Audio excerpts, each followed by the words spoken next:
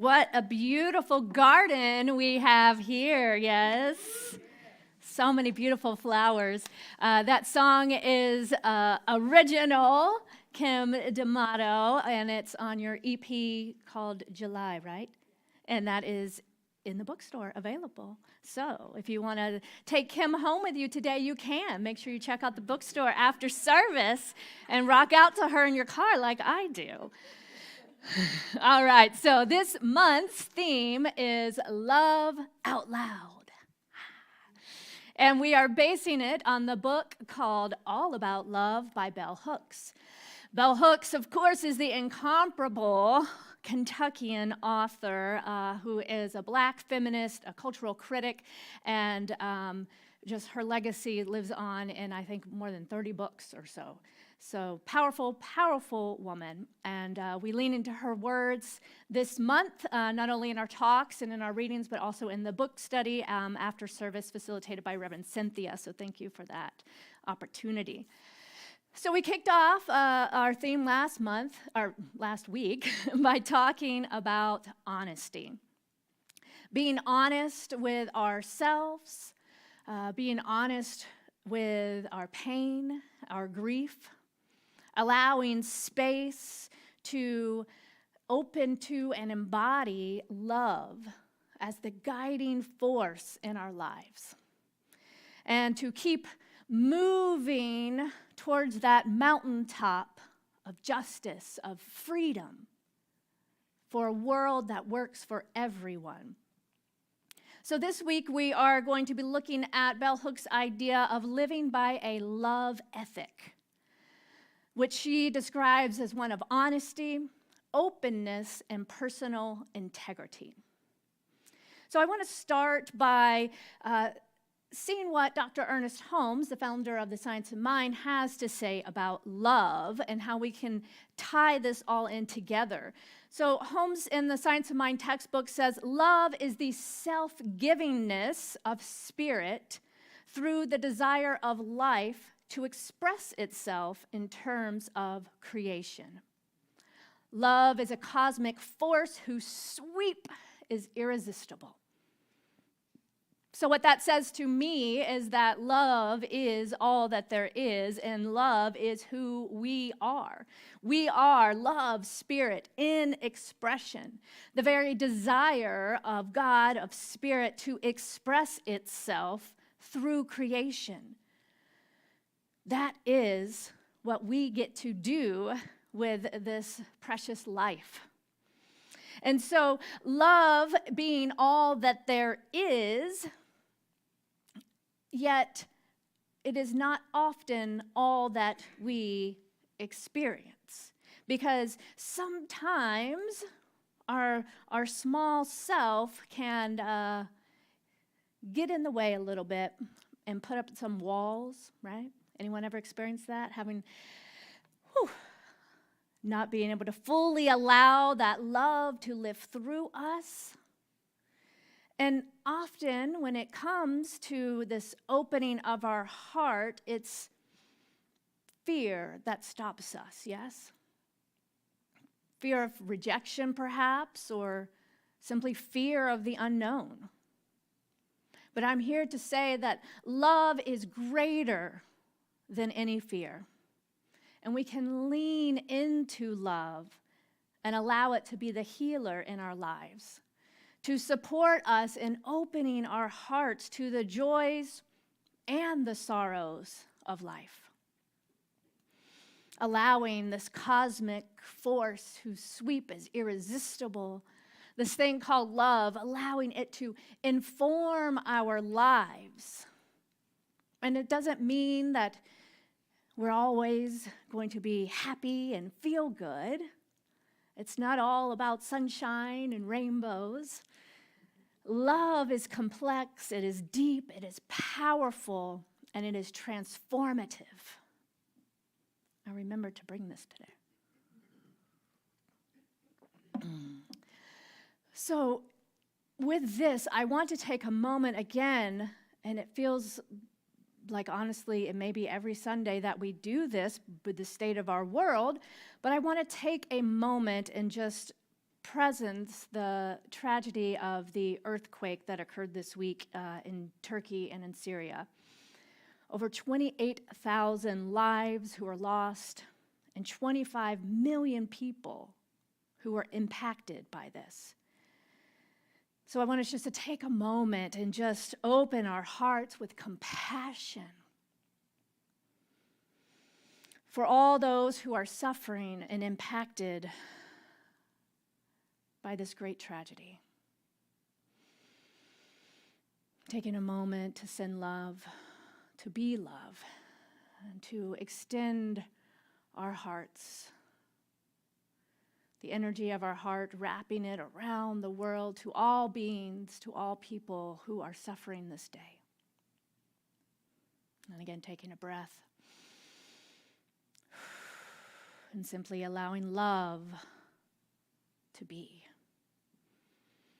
You know, when events like this occur and these numbers, they're like unfathomable. Like, how can you even, try to fathom 25 million people either injured or displaced or, lost a loved one or, various ways that we are impacted, that it can be so hard to fathom that sometimes our mind just kind of then shuts off our heart.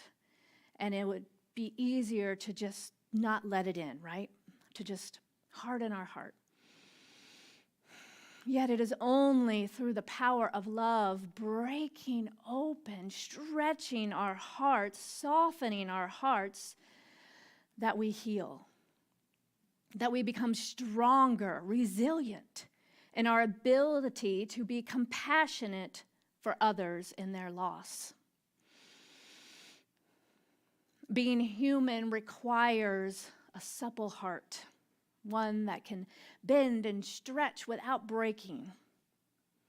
And embracing the fullness of life, loving out loud, means we must embrace the sorrow and the joy. To open to the love and the joy and allow it to flow through the grieving heart and remind us of our interconnection and our complex humanity. Right? It is said we never know what another is going through. So let us always choose to be kind, to be compassionate, to soften our hearts. Because the alternative is to wall up or harden our hearts, to try to suffer alone or ignore pain. And we can see that this has devastating consequences in our lives, in our health, and our relationships if we try to numb the pain without allowing love to stretch and grow our hearts and guide us with hope for a better tomorrow. So this is true both on a personal level and a collective level. When we as a nation or a society don't allow love or compassion to lead the way, this pain and suffering that we see and experience can turn. And as Parker Palmer writes, violence is what we do when we do not know what else to do with our suffering. Sometimes we visit violence upon others as if causing them pain would mitigate our own. Racism, he says, sexism, homophobia, and contempt for the poor are among the cruel outcomes of this demented strategy. So I'm going to repeat that beginning again. Violence is what we do when we don't know what else to do with suffering. So when we look at the world today, we can see that there's a whole lot of misplaced suffering. We can see that as a collective, we haven't yet prioritized a love ethic. We don't commonly teach and talk about how to process pain and grief and trauma. And although in today's world it is becoming more common, it's still mostly only available to those with the means to seek it out through books or therapy with the resources to be able to get that support. So suffering and trauma left unexplored will harden our hearts and can cause folks to project that pain as a means of self-preservation. And this self-preservation through power or control or harm of others is indicative of this collective belief that we are separate. So this is the root, right? As a society, we must wake up to the idea that we are one. To open to love, allow love to be the healer, and realize that we are all one. There is no other. It is simply not possible to relieve our suffering by projecting our pain onto someone else without having that impact once again rise in our awareness, because we live in a reciprocal universe. So we must open up and realize that we are one and begin to value compassion and connection and curiosity more than we as a society value things like power or control or money, right? So we start right here. We come together to remind ourselves of this, to check in about our personal values, to see how we are living in integrity, because we can easily say that the world needs to change, or, we wish that our society or our government would value these things. But what is society without us? We are the ones. So the more we wake up and begin to actively demonstrate the values in our lives, these values of love and peace and connection and harmony, curiosity, that is how society changes, through our willingness to open our heart and to be that change. I know I talk a lot about curiosity. It's one of my core values. And, at first it can seem maybe like a simple word, right? So curiosity, it's the willingness to learn, to engage or experience things that are new. But it's also being open to see things from another perspective, to be curious when something arises that may trigger something within you, and not to simply react or judge or think that you already know the answer, but to be curious also, to me, embodies this idea of being humble and being open to see another perspective before I stand so solid in what I think is right or what I know, right?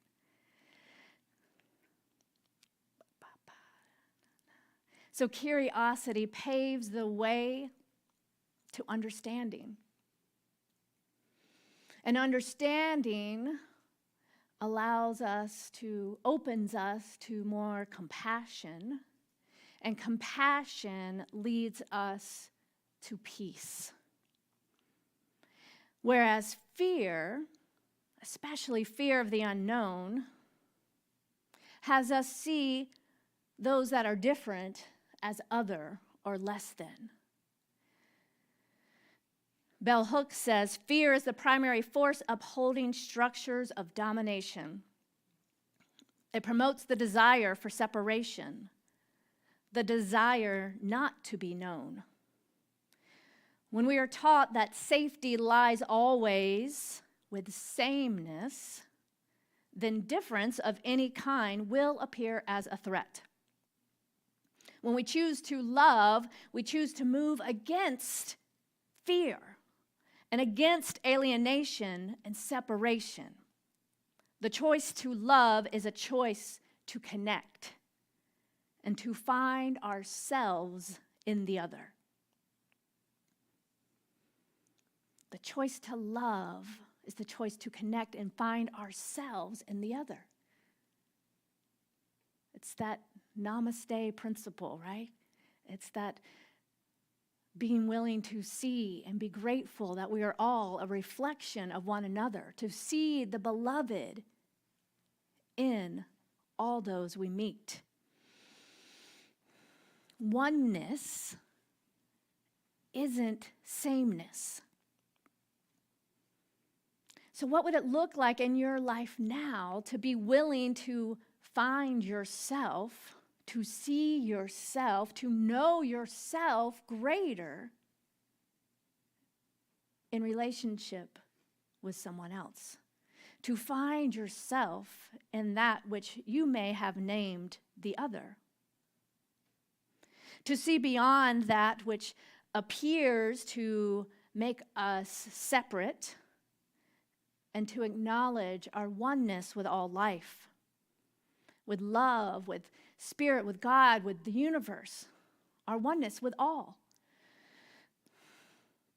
And to live in integrity within our own being means living our values out loud in such a way that our life is a living demonstration of that which we value, of that which we hold high, of that which we believe and honor.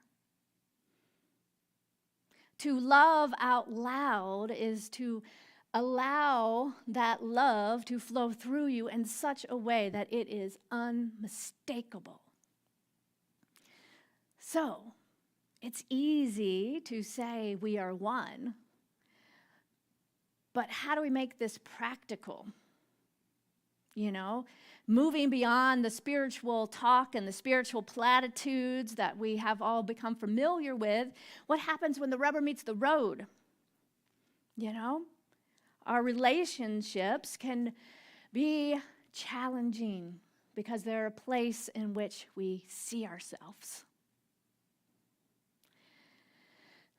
I remember there was I wasn't planning to share this, but it just came up. There was a time in my relationship early with Heather that she said something to me, and it was the exact thing that my ex had always said to me. And it was in that moment that I realized that mirror, right? I was like, oh, it's me. You know, that Taylor Swift song, anyone? I'm the problem, it's me. But the problem, the gift in recognizing that is, right, because then we can see then what is ours to shift, to change, to heal, to grow, to transform, and to show up the way we actually want to be showing up and the way we want to be seen in relationship. But sometimes it has to be pointed out to us, and it may not be very fun, but that is the opportunity for growth and for healing. You know, but we can get lost in our own ego minds of wanting to be right or wanting to control circumstances. But this all still is coming from a belief of separation. You know, when we're trying to navigate our own relationships, we can really see the complexity of our own humanity and our emotions, right? Our messy selves. So, you know, just imagine that multiplied at the level of our community or our country or our world. So we are being called to embrace a love ethic, one of integrity and wholeness and openness, as to allow our hearts to grow and to stretch. Just like we have to stretch our muscles in order to grow and to build strength, right? Growing pains are a real thing physically, right? I have a young daughter, you see, she's just sprouting up. And like it's literally like, oh, I just feel like, and I get it, It's like, it's interesting. Recently, I have been feeling what I would almost call physical growing pains.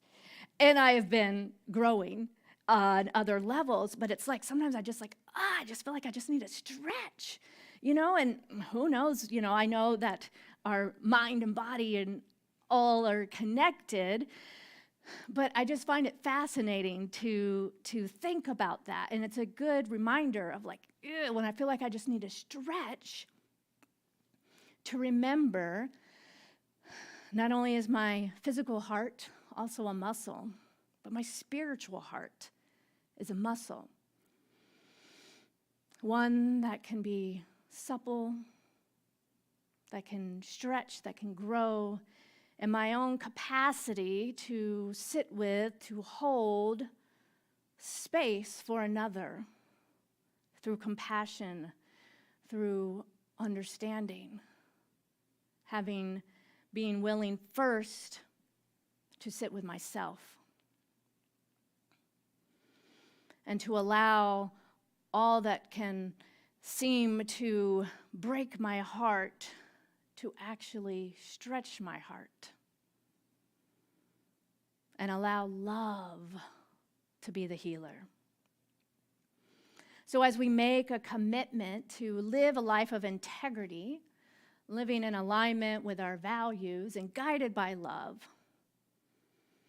we will have the opportunity to practice moment by moment, to choose again and again and to begin anew, asking always, what would love do now? And then do the next right thing. Take that inspired action. Parker Palmer says, to be fully alive is to act. Action, like a sacrament, is the visible form of an invisible spirit, an outward manifestation of an inner power. But as we act, we not only express what is in us and help give shape to the world, we also receive what is outside of us and reshape our inner selves. So this points to, again, this idea that we live in a reciprocal universe. We are constantly putting things out into the energetic field around us, into the world, through our energy, through our thoughts, our prayers, our words, our actions. And we are constantly swimming in this cosmic soup of what others are putting out into this world and into this vibrational field. So it is very important that we become aware of not only what we are putting out, but what we are allowing in. Are we putting out into this vibrational field ideas of oneness, kindness, love, or fear? Are we living in alignment with our values and allowing that to lead the way? And before we can even do that, do we even know what we value? And maybe it's time to check in again because it may have shifted. Like what's important right now may not have been important to you 20 years ago. So this week I invite you to spend some time in contemplation, reflecting on your personal values, asking Spirit, that inner knowingness, what is yours to do? And just as importantly, ask yourself what is important or what is yours not to do. Because we can't do it all, we can't be it all.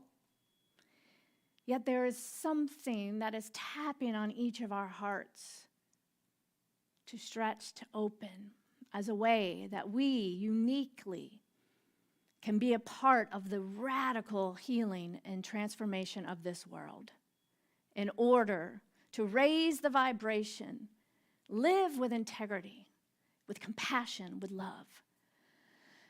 So the invitation again is to contemplate what you value, and then pay attention to your thoughts and your energy. Speak life into yourself and others with deliberate words of affirmation and intention. Be deliberate with your thoughts and with your actions, knowing that our energy creates a ripple effect. Are you energizing kindness and love and compassion? What vibration are you putting out into the world? And allow yourself, most importantly, the grace through the ups and downs. Because we, no matter the highest intention we may have, we are human, we are complex. So we will fall. We will say things, do things that are not in integrity with who we want to be. But by allowing ourselves that grace, we can easily acknowledge to ourselves and perhaps to another in order to repair and to continue to grow. Knowing that your heart is stretching and it's growing pains, it's normal. We all have them. And one last thing I want to say is keep an eye out for our e-newsletter. It's shifted over the past couple weeks. No longer is it just information about ways you can engage, but we are sharing a spiritual practice in there every week.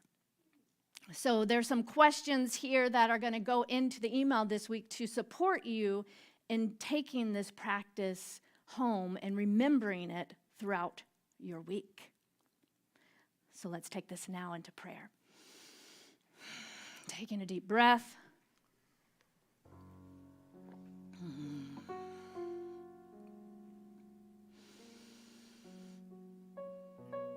Breathing in the love that is here now and always.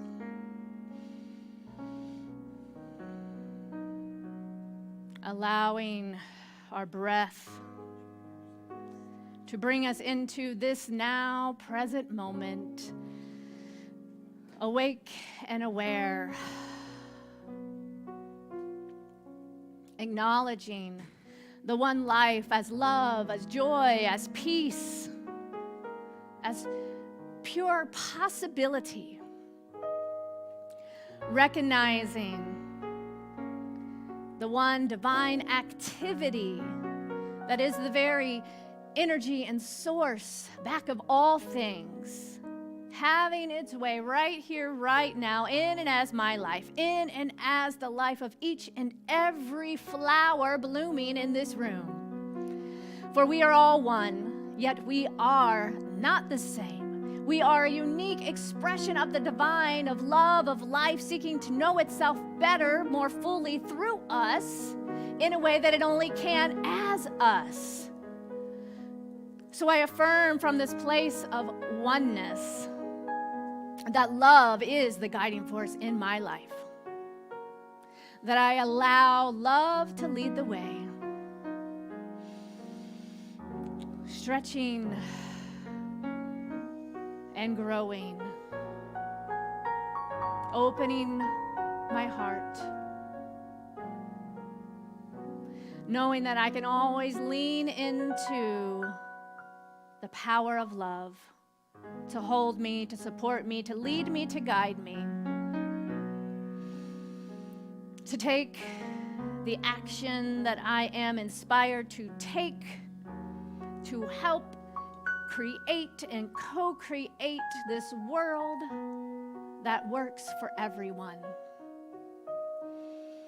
I know what is mine to do and what is mine not to do.